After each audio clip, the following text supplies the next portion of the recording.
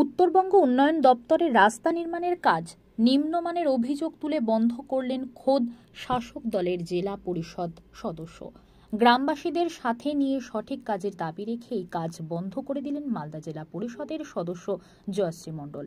মালদার মানিকচকের ভূতনি থানার শঙ্করটোলা এলাকায় রাস্তা নির্মাণের কাজ বন্ধ করে দিয়ে ক্ষোভ প্রকাশ করেছেন গ্রামবাসীরা।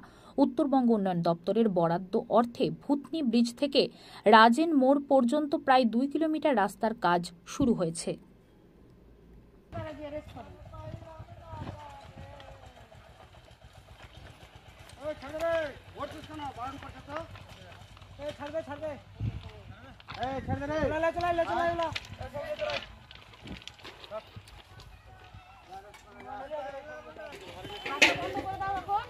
ঠিক আছে, কাজটা ভালোভাবে যখন হবে তখন শুরু করা হবে।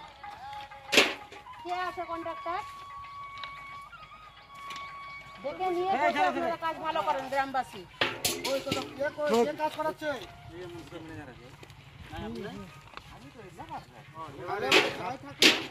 ম্যাডাম যেটা বলছে কাজটা ভালো হচ্ছে না, কাজটা যখন ভালো হবে শিডিউল দেখাবে তখনই কিন্তু কাজটা আরম্ভ হবে। এর আগে চুরি করে কাজ জানে না, এর আগে ওখানে বন্ধ করানো হলো, তবু আপনারা চুরি করে কাজটা করাচ্ছেন।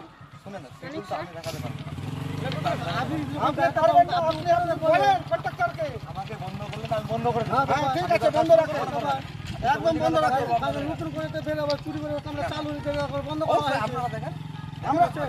আপনি উপরে জানান অবজেকশন হচ্ছে চুরি করে চালানো কাজটা। এগুলো কি জিএসবির কাজ হয়েছে? জিএসবিতে শুধু মাটি, কোনো কিছু নাই, পাথর দিয়ে ঢেকে দিল। কাজ সবসময় নর্মাল কাজ হচ্ছে, খারাপ কাজ হচ্ছে, কারণ আমাদের সবটা গ্রামবাসী মিলে আমরা কামটা বন্ধ করালাম। আমাদের জেলা পরিষদের মেম্বার জয়শ্রী ম্যাডাম এসেছিল, উনিকে নিয়ে আমরা বন্ধ করালাম। কি ধরনের কাজ হচ্ছে যে নিম্নমানের বলছেন?